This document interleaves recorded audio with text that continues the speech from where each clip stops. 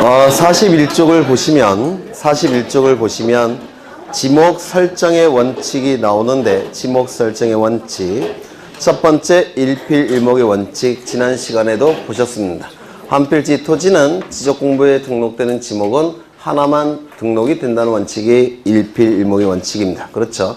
그래서 한필지 성립 요건 중에서 지목이 동일할 것, 그게 바로 일필일목의 원칙이라고 말씀을 드렸습니다. 주지목 추정의 원칙, 그러면 두 가지 용도로 사용이 된다면 이 둘 중에서 하나를 선택해야 되겠죠. 이를 선택하는 방법이 주지목 추정의 원칙, 주용도 추정의 원칙이라고 말씀을 드렸고, 영속성의 원칙, 가로에 일시변경 불변의 원칙이라고 되어 있는데요. 한자 모르신 분들은 네, 그 옆에 써놓으세요. 일시변경 불변의 원칙이라고 얘기합니다. 일시변경 불변의 원칙, 영속성의 원칙. 이건 좀 이해를 하셔야 될 겁니다. 여기에 두 필지 토지가 존재합니다. 토지를 옆에서 본 겁니다. 옆에서. 이쪽은 100번지 토지고 이쪽은 101번지 토지입니다. 이쪽 토지의 지목은 대지예요. 대지. 여기도 대지입니다. 여기도 갑소유 토지고 이쪽 토지도 갑소유 토지입니다. 이렇게 경계 이렇게 있을 겁니다. 두 필지 토지가 있는데 이때 갑은 노후를 대비해서 월세를 받아서 노후 생활에 사용하려고 원룸 건물을 짓고자 합니다. 원룸 건물을. 대지니까 건물 지을 수 있겠죠. 원룸 건물 이렇게 지을 겁니다. 그런데 건물을 짓기 위해서는 건축 자재가 필요할 테고 그 건축 자재를 옆에다가 쌓아 놓은 다음에 건물을 올릴 겁니다. 그런데 여기는 너무 협소해요. 너무 협소하죠. 건축 자재를 쌓아 올리기가 쉽지 않습니다. 다행스럽게 인접 토지도 갑의 소유 토지니까 여기다가 건축 자재를 이렇게 쌓아 놓을 겁니다. 그리고 건물을 축조하기 시작할 겁니다. 그러면 이 건축 자재를 쌓아 놓는 용도, 이거는 주된 용도는 건축 자재 쌓아 놓는 용도인데 27개 있을까요? 없을까요? 네, 없습니다. 27개 안에는 없어요. 그럼 이 건축 자재를 쌓아 놓는 용도의 토지는 지목이 뭐겠습니까? 잡종지로 사용이 되는 겁니다. 그렇죠? 지금 잡종지로 사용이 되는 겁니다. 지목은 아까 뭐라고 되어 있습니까? 대지. 지적공부에 등록된 지목은 대지로 등록되어 있는데 지금 일시적이고 임시적으로 잡종지 용도로 사용하고 있는 겁니다. 맞습니까? 잡종지 용도로 사용되고 있습니다. 그런데 이거는 일시적이고 임시적으로 사용하고 있는 겁니다. 그렇다면 지적공부에 등록된 지목 대를 잡종지로 바꿀 필요가 있겠습니까? 없을 겁니다. 이게 바로 일시변경 불변의 원칙이라고 부릅니다. 일시적인 용도 변경이 있을 때 지적공부에 등록된 지목은 불변, 바꿔서는 안 된다는 원칙, 이를 일시변경 불변의 원칙이라고 부릅니다. 어렵지 않죠? 그렇다면 언제 바꿔야 될까요? 만약에 영속적인 변경이 있다면 지적공부에 대인 상태로 내버려 두면 안 되겠죠?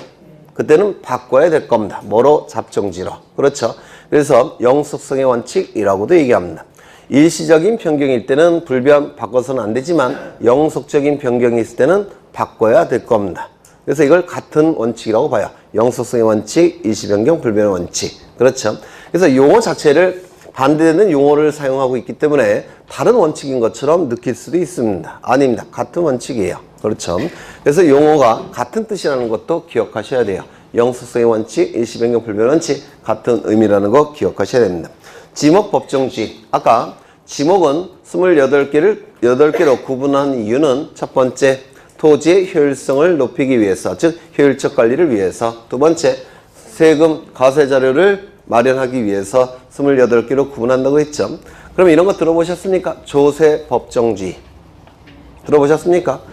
그래서 이 지목도 세금과 관련되어 있기 때문에 국회에서 만든 법률로 종류가 정해져야 됩니다. 이를 지목 법정주의라고 부릅니다. 지목은 법에서 정한 것만 인정하겠다는 원칙입니다. 지목 법정주의. 그렇죠. 그 다음에 지목의 구분 28개가 나오는데요. 이걸 다 이번 시간에 해버리면 굉장히 지루해 하세요. 막 좀 있으시고 막. 그래서 여러분들도 그렇고 저도 그렇고 오늘 일부만 하겠습니다. 절반 정도만 하겠습니다. 먼저 이 가로 안에 있는 것은 박스 안에 있죠.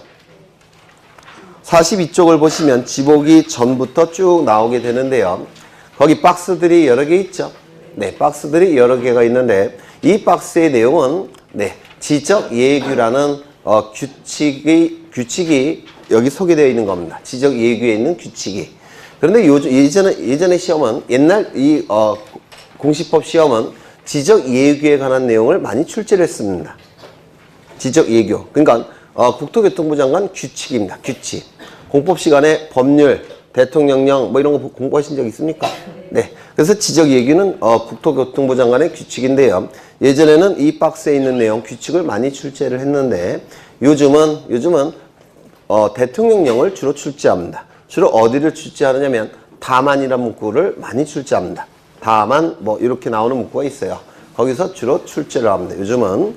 그래서 이 박스에 있는 내용은 1, 2, 3, 4월 달은 안 할 거고요. 5월 달부터 박스의 내용을 볼 겁니다.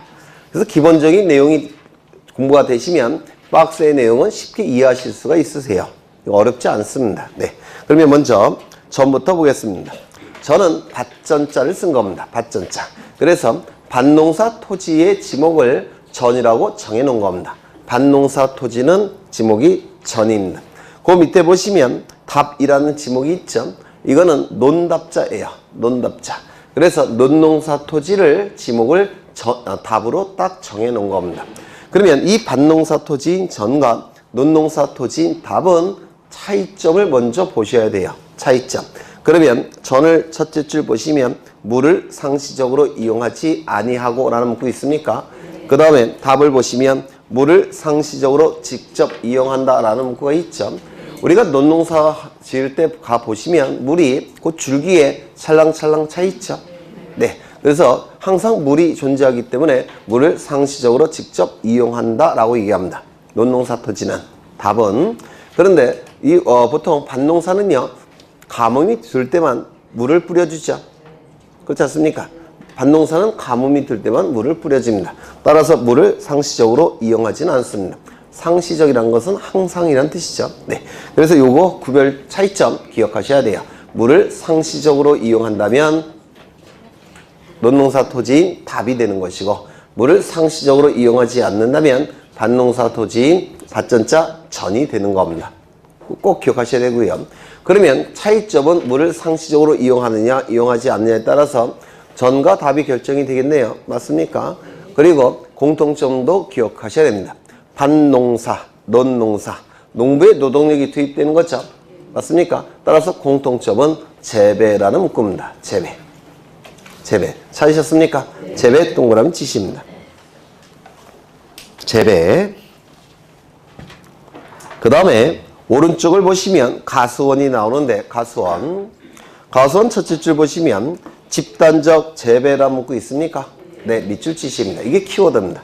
집단적 재배. 그러면 사과나무 한 그루 심는다면 이거는 가수원 용지가 될 수 있습니까? 없습니다. 될 수 없을 겁니다.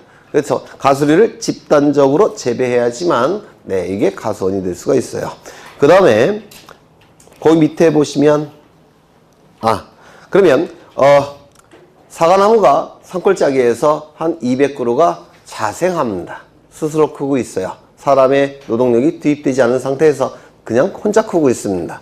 자생하고 있다. 재배의 반대말은 자생인데요. 그러면 이거는 가수원이 될 수 있겠습니까? 없을 겁니다. 그래서 집단적 재배라는 문구가 있어야지만 이게 가수원이 될 수가 있는 겁니다. 그 다음에 세 번째 보시면 목장 용지가 나와 있는데 여기 다만이라는 문구가 나오면 무조건 밑줄을 치셔야 돼요. 예외니까, 예외 규정이니까 다만. 다음에 토지는 목장 용지가 되는데요. 축산업, 낙농업을 하기 위하여 초지를 조성한 토지라고 되어 있죠. 여기서 축산업은 뭡니까? 축은 가축이란 뜻이에요. 가축. 그 다음에 낙농업은 우유 만드는 소죠. 그렇죠. 그 다음에 여기 초지를 조성한 토지라고 되어 있는데 이 초자는 풀초자입니다. 풀초. 그러면 이거는 뭐가 되는 겁니까? 이 풀들은 먹이가 되는 겁니다. 먹이. 그렇죠. 그래서 가축의 먹이가 되는 초지가 조성이 됐다면 당연히 목장용지가 될 겁니다. 니은을 보시면 축사 등의 부지. 이건 뭡니까? 축사. 가축의 집을 얘기하겠죠. 그래서 가축의 집이 들어선 토지라고 한다면 이것도 당연히 목장용지가 될 겁니다. 축사는 목장용지의 필수 시설물이에요. 그 다음에 세 번째 보시면 이 토지와 접속된 부속 시설물의 부지. 예를 들어서 가축도 가끔 씻겨내야 되죠. 목욕시켜야 되죠. 그러면 세면도구 이렇게 보관하고 있는 장소들이 있겠죠. 그것도 필수 시설물로 보기 때문에 이것도 목장용지 안에 포함을 시키겠다는 겁니다. 그 다음에 거기 그 밑에 박스를 보시면 둘째 줄에 동글뱅이 1번에 둘째 줄 보시면 매출이 있습니까? 매출이 동그라미 치십니다. 그 다음에 그 매출이 못 찾으셨어요. 박스 안에 거기 동글뱅이 1번 둘째 줄을 보시면 매출이라는 문구 있죠. 매출이 동그라미 치십니다. 매출이도 더럽게 말은 안 됐지만 이것도 가축으로 봅니다. 가축, 매출이. 그 다음에 옆에 보시면 꿀벌. 이놈도 더럽게 말 안 듣죠? 이놈도 가축으로 봅니다. 가축.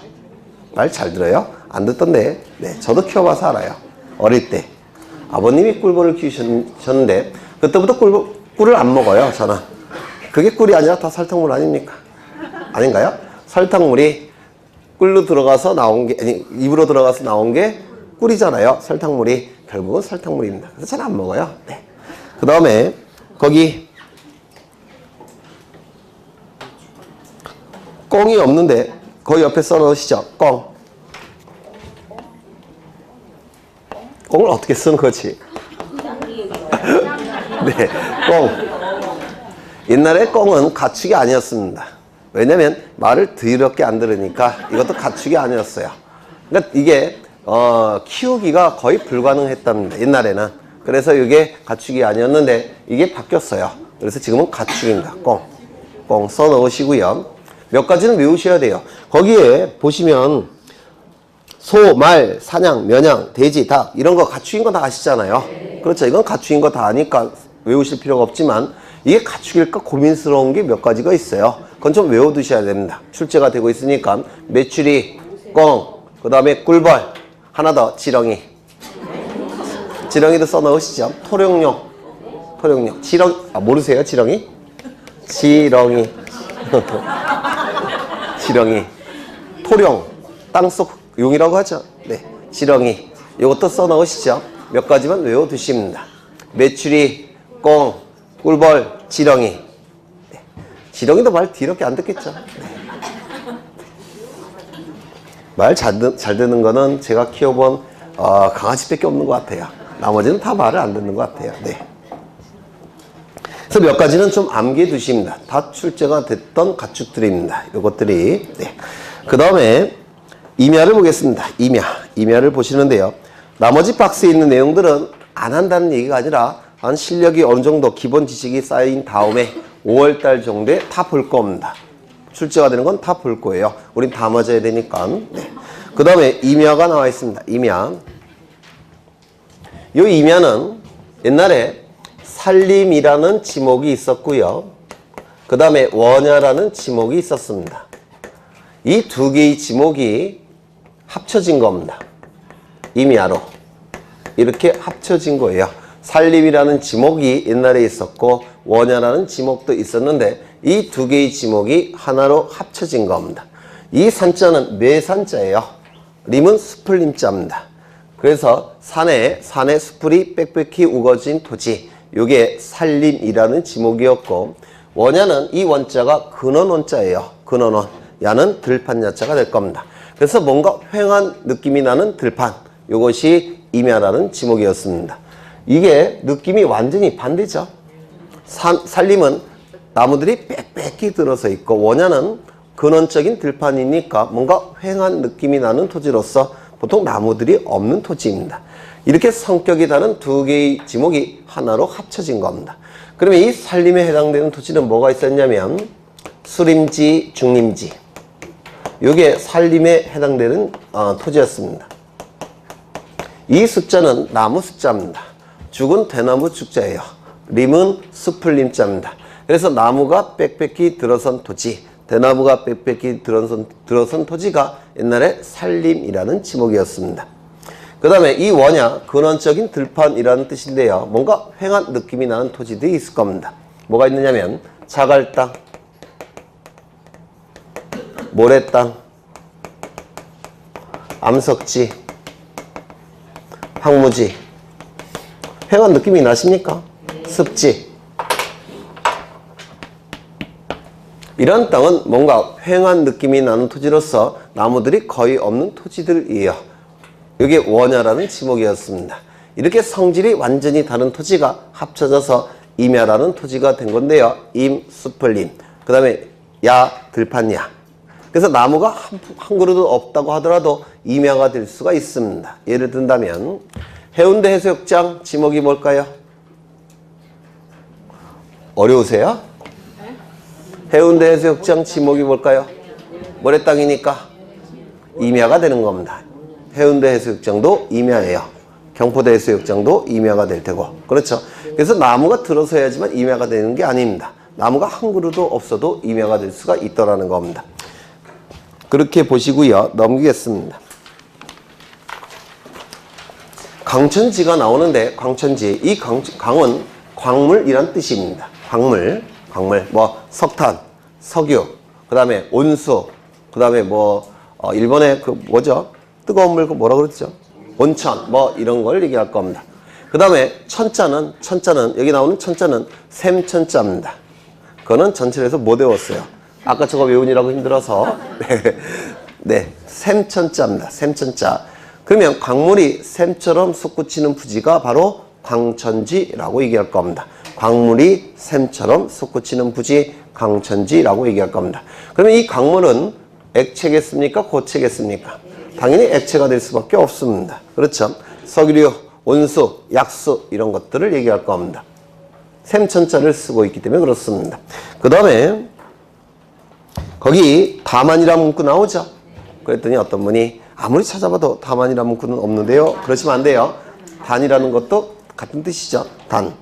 온수, 약수, 석유 등을 일정한 장소로 운송하는 송수관. 송은 보낼 송자입니다. 수는 물수자가 되겠죠. 송유관. 송은 보낼 송자고 유는 기름이란 뜻이겠죠. 송수관, 송유관 및 저장시설의 부지는 제외된다. 강천지에서 제외한다 라고 되어 있는데 이런 것도 이해하시면 돼요. 여기 보시면 토지인데 여기서 온수 약수들이 샘처럼 솟구칩니다. 그러면 이게 지목이 뭐겠습니까? 강천지가 될 겁니다. 그러면 이 솟구치는 요 온수 약수 석유 등을 이제 모아서 땅속이건 땅이건 이 창고에다가 보관을 할 겁니다. 창고에 보관을 할 거예요. 그러면 여기는 이 안에 설치가 된 건 아니니까 이거는 창고용지가 될 겁니다. 그렇겠죠? 그 다음에 여기 송수관, 송유관이 설치가 되어 있을 텐데 만약에 이 송유관, 송수관이 설치된 부지도 강천지 안에 포함을 시키면 이상한 얘기가 돼버립니다. 예를 들어서 이게 10km예요. 거리가. 그러면 강천지의 범위가 어떻게 됩니까? 과다하게 확장이 돼버립니다. 요 이해가 되십니까? 그래서 이 송수관, 송유관 부지, 창고용지 부지는 강천지에서 제외를 시키겠다는 겁니다. 이거 이해가 되십니까? 그래서 그 다만이라는 문구 좀 기억해 두셔야 돼요. 다만 보통은 송수관, 송유관 부지는 보통은 잡종지가 됩니다. 여기에 딱 들어맞는 게 없어요. 그래서 잡종지가 될 테고요. 물론 이럴 수는 있습니다. 여기 송수관이 있고 여기에 건물이 들어설 수 있죠. 그때는 대지가 되겠지만 여기에 불분명할 때는 뭐가 된다고요? 잡종지가 되는 겁니다. 송수관, 송유관 부지는 불분명할 때는 잡종지가 될 테고 요거는 이 시설은 창고용지가 되겠죠. 네, 창고용지가 될 겁니다. 그 다음에 염전을 보십니다. 염전. 바닷물을 끌어들여 소금을 채취하는 토지와 이에 접속된 제염장. 제는 만들 제자고요. 염은 소금이란 뜻이에요. 장은 장소란 뜻이고 그래서 소금을 만드는 장소 등 부속시설물의 부지는 염전으로 한다라고 되어 있습니다. 여기도 단부터가 중요합니다. 다만부터. 법조문에는 다만인데 여기는 단으로 표현하고 계세요. 천일 제염 방식에 의하지 아니하고 여기서 천은 하늘이란 뜻이 될 테고요. 일은 태양이란 뜻이 될 테고 제염은 소금을 만든다라는 뜻이죠. 그래서 바닷물을 토지 위로 끌어올려서 그 햇빛으로 말려서 수분을 증발시켜서 소금을 만드는 방법을 천일지연 방식이라고 얘기할 겁니다. 이러한 방식에 의하지 아니하고 동력에 의하여 바닷물을 끌어들여 소금을 만드는 제조 공장 시설의 부지는 제외한다 이렇게 돼 있죠. 이건 뭡니까? 공장으로 끌어들인 다음에 물을 끓입니다. 물을 끓여서 수분을 증발시켜서 소금을 만드는 방법이에요. 그러면 이거는 포인트가 뭡니까? 공장이라는 문구가 있죠. 따라서 이거는 공장용지가 되는 것이지 염전이 되지 않습니다. 그러면 염전이 되기 위해서는 소금이 어떠한 방식으로 만들어져야 됩니까? 천일제염의 방식으로 만들어질 때만 이때 염전이 되는 것이고, 공장에서 만들어질 때 그 부지는 염전이 되지 않습니다. 그때는 공장용지가 된다는 뜻입니다. 그 다음에 8번째 대가 나오는데요. 대지를 얘기하겠죠. 기역을 보시면 영구적 건축물 중 주거, 사무실, 점포, 문화시설 이런 문구가 나오죠. 동그라미 치겠습니다. 주거, 사무실, 점포, 문화시설. 주거, 사무실, 점포, 문화시설. 이게 대지 포인트예요. 주거, 사무실, 점포, 문화시설. 이게 바로 대지가 되는 겁니다. 주거, 사무실, 점포, 문화시설. 외워두시는 게 여러분 신상에 좋을 겁니다. 언젠가 외우실 거예요. 그 다음에 니은을 보시면 택지 조성공사가 준공된 토지라고 되어 있는데 준자는 마칠 준자고요. 공은 공사라는 뜻이에요. 그래서 공사가 완료된 것을 준공되었다라고 얘기를 합니다. 그 다음에 택지 조성공사라는 표현이 있죠. 여기서 택지는 주택지를 얘기하는 겁니다. 주택지. 그럼 이건 주거가 되겠죠. 뭐가 됩니까?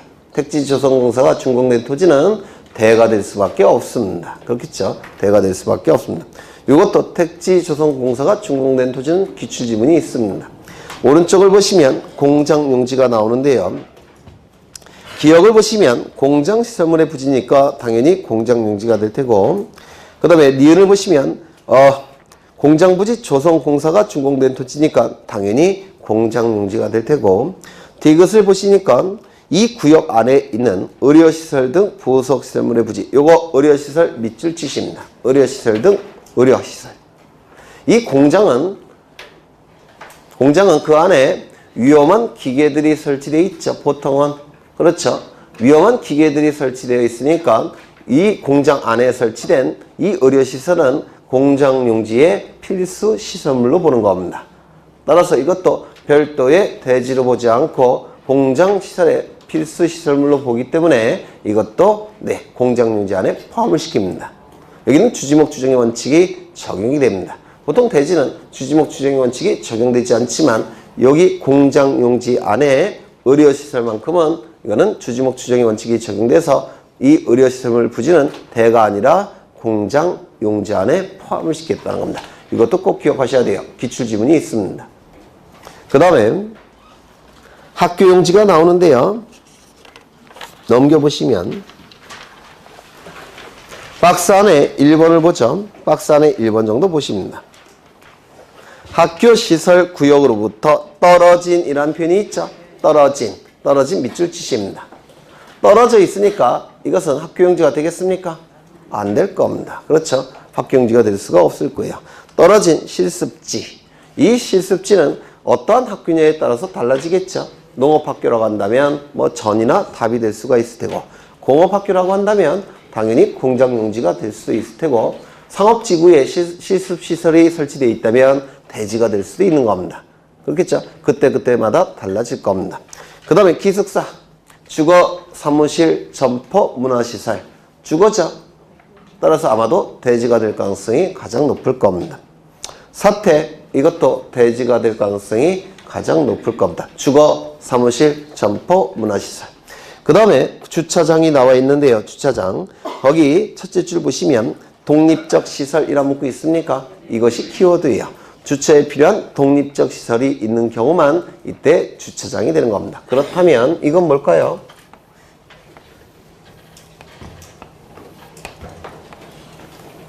절대로 밥그릇을 그린 건 아니에요. 절대로 반찬통을 그린 건 아닙니다. 뭐겠습니까? 이거는 이거는 종합운동장을 그린 겁니다. 밥그릇이 아니라 종합운동장을 그린 거예요. 그럼 이거는 체육시설이겠죠? 체육시설일 테니까 이 부지는 뭐가 될까요? 당연히 체육용지가 될 겁니다. 체육시설이니까. 그렇죠? 그 다음에 이건 뭘 그린 거냐면 주차 공간을 그린 겁니다. 주차 공간. 그러면 이 종합운동장의 부설주차장이 되겠죠? 부설주차장. 그러면 이 부설주차장은 독립적 시설로 볼 수가 있느냐? 독립적 시설로. 이 종합운동장에 필수 시설물로 보는 것이지 독립적 시설물로 보지 않습니다. 따라서 이거는 주차장이 될 수가 없습니다. 이거 이해가 되십니까? 네. 종합운동장에 필수 시설물로 보는 것이지 독립된 주차 공간으로 보지를 않겠다는 겁니다. 따라서 이 부설 주차장은 당연히 주차장이 될 수가 없을 겁니다. 그런데 이게 너무 협소해졌습니다. 요즘 차 많이 갖고 계시죠? 거의 대부분 다 갖고 계시죠? 그래서 너무 협소해서 옆에다가 별도의 주차 공간을 설치합니다. 별도의. 그렇다면 이것은 독립적 시설로 볼 수 있습니까? 네. 있을 겁니다. 둘 다 부설 주차장이에요. 둘 다. 그렇죠? 부설 주차장이지만 이것은 그 시설물 부지 안에 설치된 부설 주차장, 바깥에 설치된 부설 주차장, 안에 설치된 때는 그 시설물의 종류에 따라서 결정할 겁니다. 예를 들어서 박물관이라고 한다면 이 부지는 뭐가 됩니까? 주거, 사무실, 점포, 문화시설, 박물관이라고 한다면 대지가 될 겁니다. 그러면 이것도 뭐가 되는 겁니까? 대지에 포함이 될 겁니다. 그렇죠? 이게 백화점입니다. 그러면 이 부지는 뭐가 됩니까? 주거, 사무실, 점포, 문화시설. 이 백화점은 점포 중에서 제일 큰 거 아닙니까? 따라서 이게 뭐가 될까요? 대지. 대. 그러면 이것도 부설주차장도 뭐가 되는 겁니까? 대가 될 겁니다. 그런데 이것은 독립된 주차 공간이죠. 맞습니까? 따라서 이거는 별도의 주차장이 되는 겁니다. 이해가 되십니까? 네. 거기에 그런 문구가 나와 있을 겁니다. 거기 보시면 둘째 줄 보시죠. 다만. 주차장에서 둘째 줄 보시면 다만이라고 문구 찾으셨습니까? 네. 다만 다음에 해당하는 시설의 부지를 제외한다라고 되어 있고요. 기어 노상 주차장 제외된다 이렇게 되어 있죠. 노상 주차장.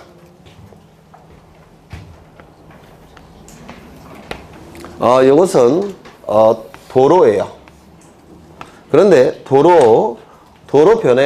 도로변에 이렇게 노상 주차장이 설치되어 있는 경우 있죠. 네, 이렇게 설치되어 있는 게 있습니다. 그러면 이때 이 주차 공간은 독립된 주차 시설로 볼 수가 있느냐? 이게 문제가 되는데요. 등록 선호의 원칙이라는 걸 아까 빼먹었는데 등록 선호의 원칙 이것도 좀 기억해 두셔야 돼요. 이 등록 선호의 원칙은 예전에는 공간정보법에 규정을 두고 있었습니다. 그런데 이 등록 선호의 원칙이 공간정보법에 규정이 있었는데요. 지금은 삭제가 됐어요. 필요 없어서 삭제된 게 아니고요. 너무나도 당연하니까 삭제한 겁니다. 등록선의 원칙이라는 게. 그러면 등록선의 원칙은 무슨 뜻이냐면 등록된 선과 후를 따져봐서 먼저 등록한 바에 따라서 지목이 결정된다는 원칙이 등록선의 원칙입니다. 그러면 이 경우에는 지적공부에 뭐로 등록되어 있겠습니까? 한 필지라면 도로로 등록되어 있겠죠. 나중에 주차 공간을 만들었다고 해서 이 전체가 주차장이 되겠습니까? 안 될 겁니다. 이거는 이 주차 공간은 독립된 주차 시설을 볼 수가 없죠. 따라서 이것도 주지목 주차의 원칙상 도로 안에 포함되는 것이지 주차장이 될 수가 없을 겁니다. 이런 거 보시면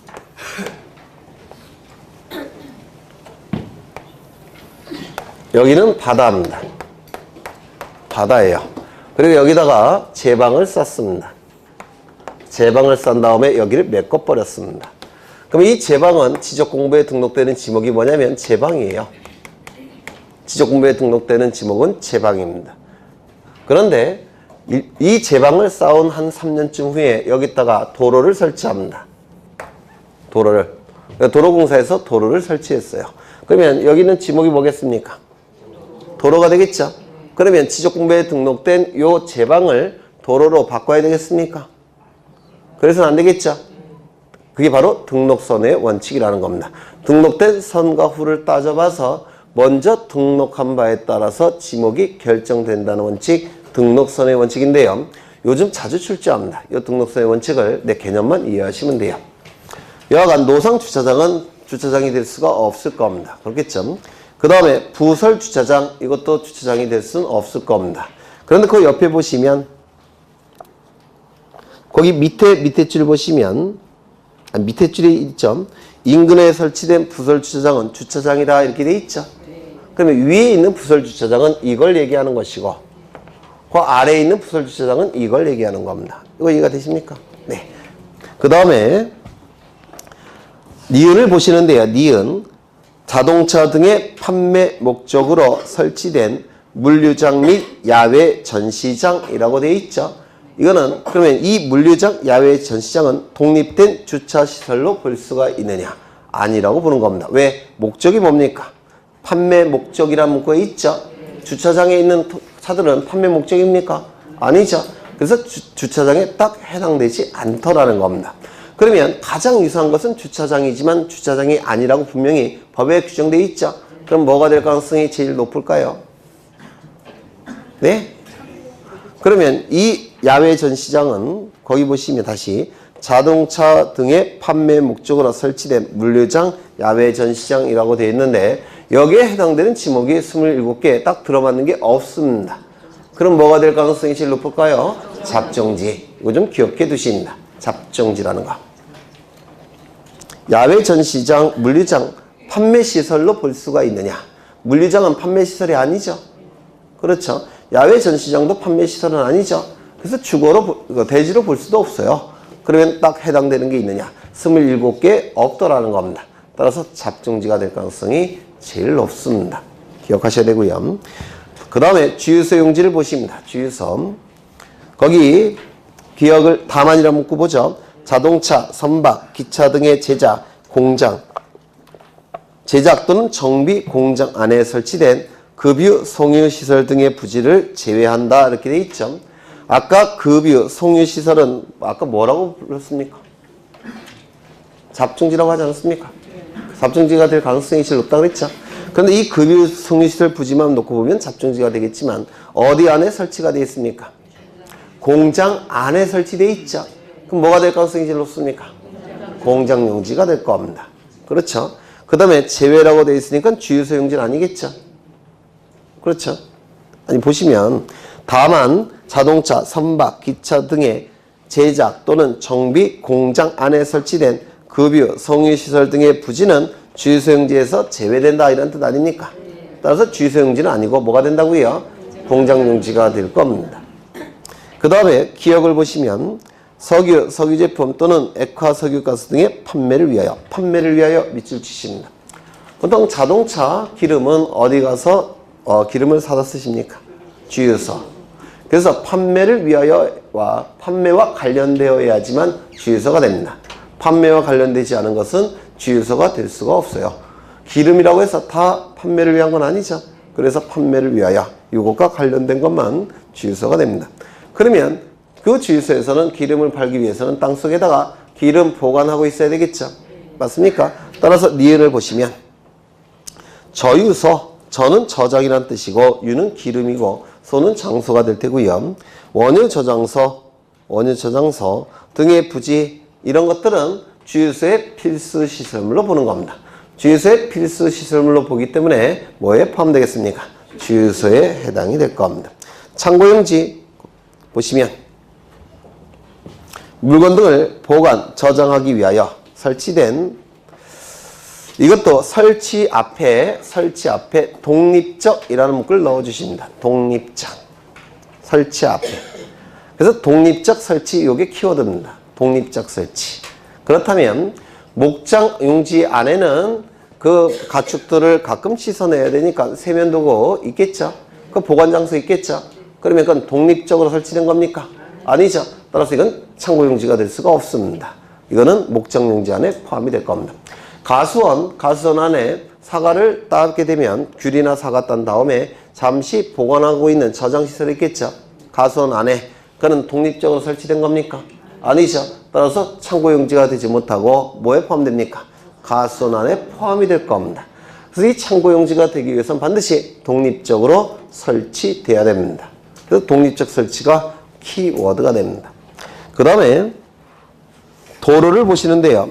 다음에 해당하는 토지는 도로가 된다라고 되어 있는데 다만 아파트, 공장 등 단일 용도의 일정한 단지 안에 설치된 통로 등은 제외한다 이렇게 되어 있죠. 제외한다. 그러면 제외가 되니까 도로는 아닐 테고 그렇다면 아파트 단지 안에 설치된 통로는 뭐가 되겠습니까?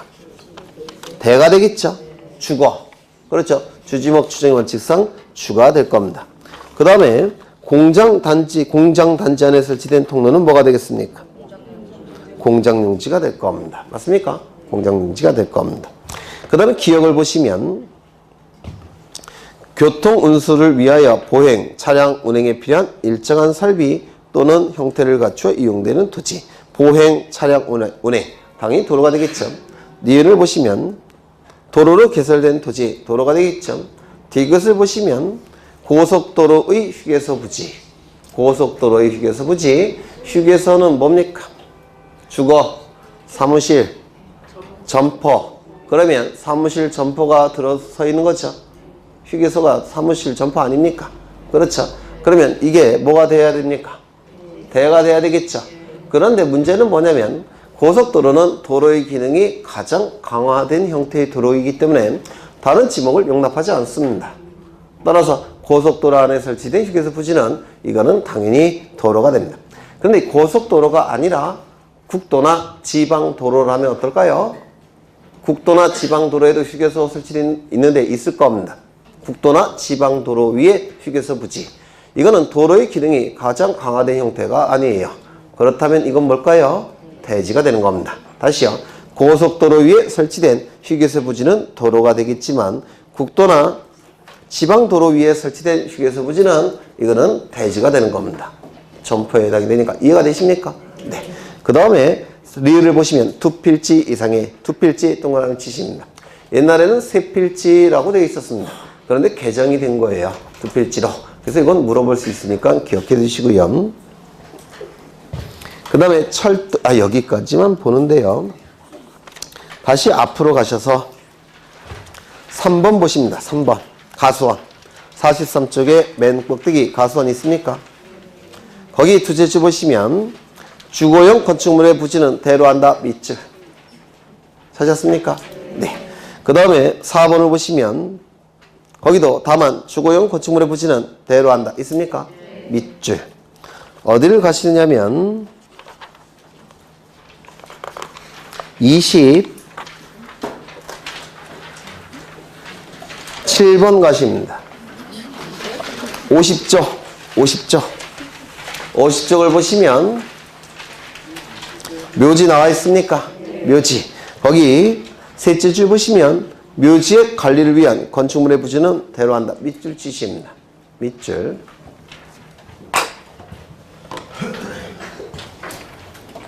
이 부지는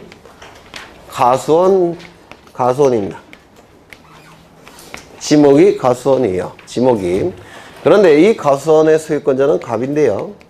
갑이 여기다가 건물을 이렇게 짓고 여기서 살고 있더라는 겁니다. 주거로 살고 있더라는 겁니다.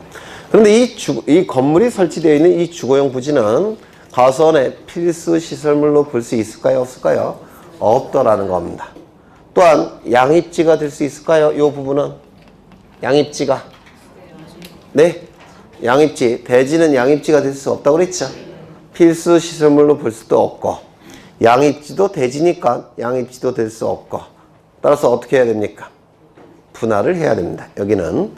그래서 거기 분할을 해서 지목을 뭐로 결정해야 됩니까? 대로. 그렇죠. 그래서 가수원 내에 설치된 주거용 건축물의 부지. 이거 목장 용지일 때도 마찬가지입니다. 그리고 묘지일 때도 마찬가지입니다. 그래서 가수원, 목장 용지 안에 설치된 주거용 건축물의 부지, 묘지 안에 설치된 관리를 위한 건축물의 부지는 주지목 추정의 원칙이 적용될 여지가 없습니다. 따라서 별도의 지목 뭐로 결정한다고요? 대지. 이거 좀 외워두십니다. 다시요. 목적용지 내 주거용 건축물의 부지, 가수원 내 주거용 건축물의 부지, 묘지 내 관리를 위한 건축물의 부지는 필수 시설물로 볼 수도 없고 양입지가 될 수도 없기 때문에 별도의 지목 뭐가 돼야 된다고요? 배가 돼야 된다는 겁니다. 요 세 가지 기억해 두십니다. 그래서 오늘 14개를 보셨고요. 절반 보신 겁니다. 나머지 절반은 4월 달에 볼 거예요. 그리고 박스 안에 있는 것은 한 6월 달쯤에 볼 겁니다. 그렇게 좀 보시고요. 넘어가겠습니다. 그래서 요 기본적인 내용을 잘 이해하고 계시면 요 박스 안에 있는 것은 그걸 응용한 거예요. 그래서 일반적인 지식만 있다면 사람이라면 당연히 박스에 있는 내용은 당연히 이해되십니다. 어려워 보여도 다 설명을 드릴 겁니다. 넘어가겠습니다. 그냥 다 할까요? 그쵸, 지겹죠? 똑같은 거 하려니까. 네, 저도 그래요. 53쪽을 보십니다.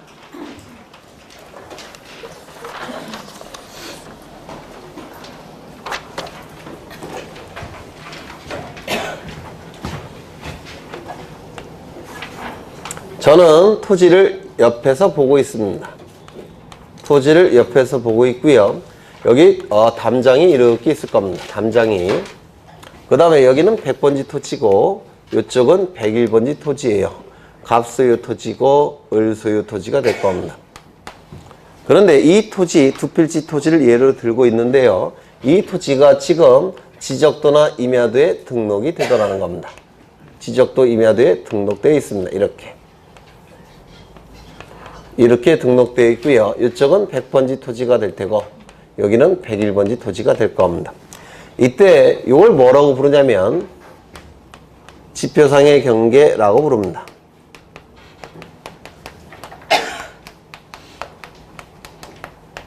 이걸 뭐라고 부르냐면 도면상의 경계라고 부릅니다.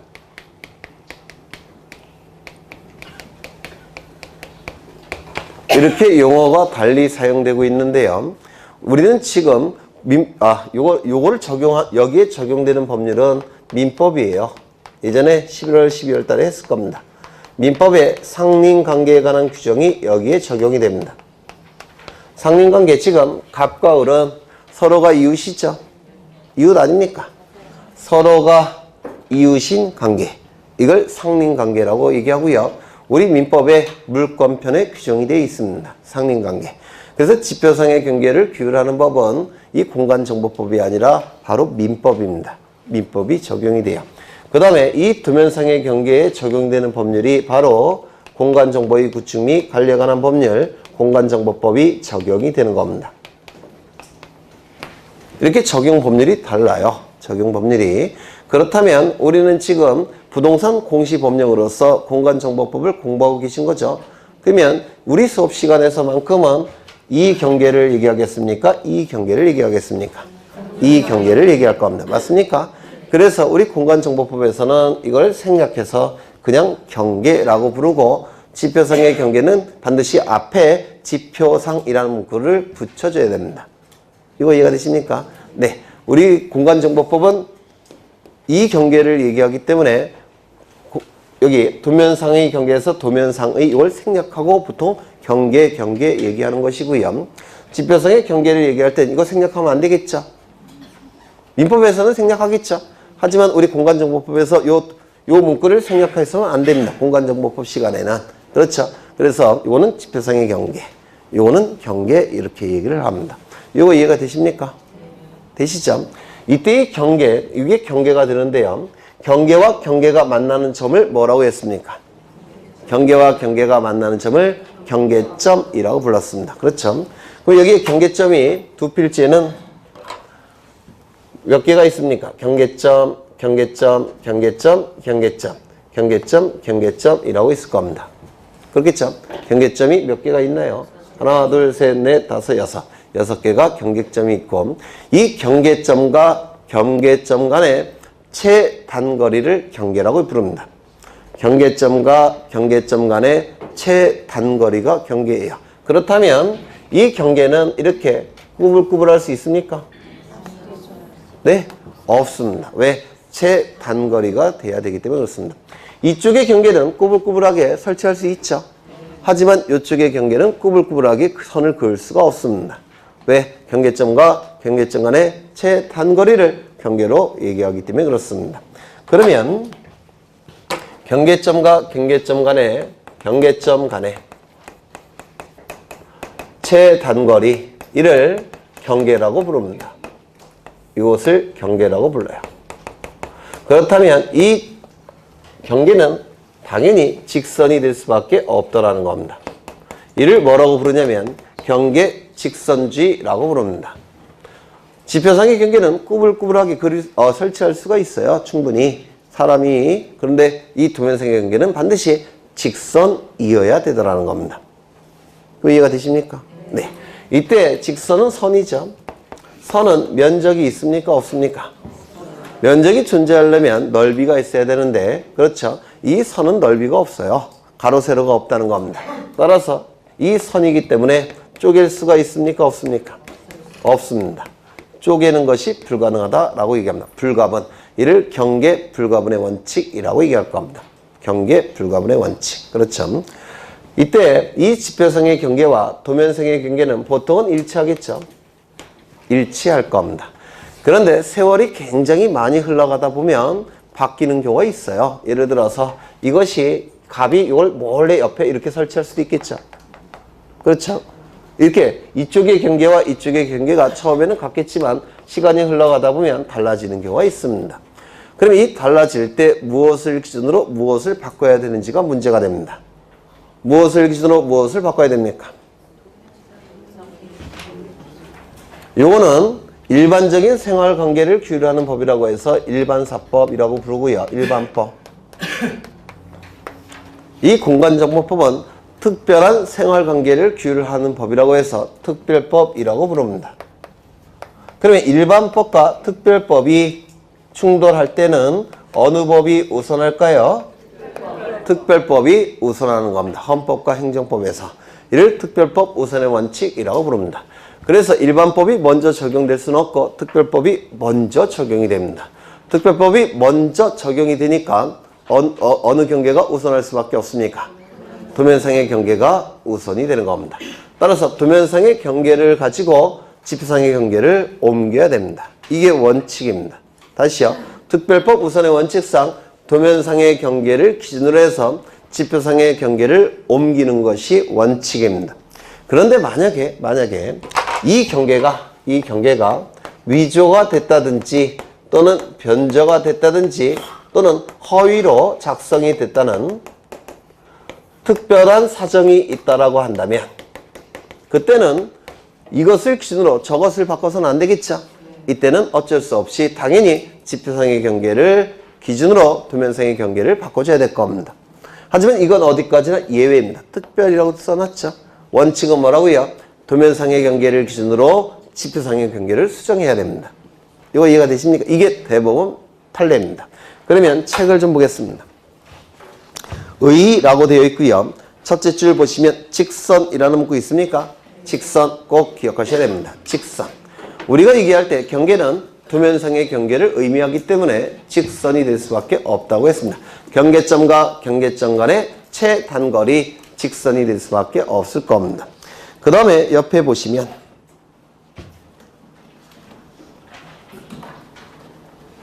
거기 맨 밑에 보시면 합병의 경우에는 경계의 결정을 위하여 지적 증량을 하지 아니한다라는 문구 있습니까? 이거 좀 밑줄 치시입니다. 밑줄 치시입니다. 나중에 보실 텐데요. 우리가 지적 측량은 원칙이 경계를 그리기 위해서 지적 측량을 합니다. 구체적으로는 전자평판, 지난 시간에 했던 것 같은데 전자평판을 통해서 보통은 경계를 수집해서 도면을 그리는 겁니다. 전자평판을 통해서. 그런데 합병의 경우에는 경계를 그릴까요? 기존의 경계가 지워질까요? 지워집니다. 따라서 측량할 필요가 있겠습니까? 없습니다. 그렇죠? 경계가 새로 그려질 때는 면적이 새로 나타납니다. 따라서 면적 측정도 해야 됩니다. 그런데 합병의 경우에는 경계를 그리는 것이 아니라 지우는 거죠. 따라서 면적 측정도 할 필요가 없습니다. 나중에 보실 거예요.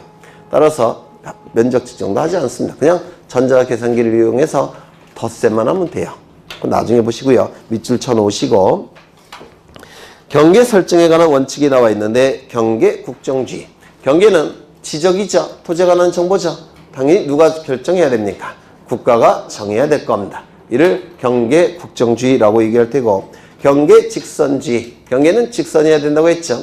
세 번째, 부동성의 원칙. 경계가 한번 그어지면 갑이 멋대로 경계를 움직일 수 있을까요? 없을까요? 그건 위조 변주에 해당되는 겁니다. 맞습니까?